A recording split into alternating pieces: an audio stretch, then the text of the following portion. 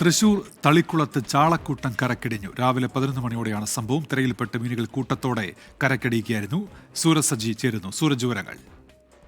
ഉന്മേഷ്, തുടർച്ചയായി ചാവക്കാട് മേഖലയിൽ ഇത്തരത്തിൽ ഈ തിരയിൽപ്പെട്ട് ഈ ചാളക്കൂട്ടം കരക്കടിയുന്നത് പതിവായിരിക്കുകയാണ്. കഴിഞ്ഞ ഒരു മാസത്തിലേറെ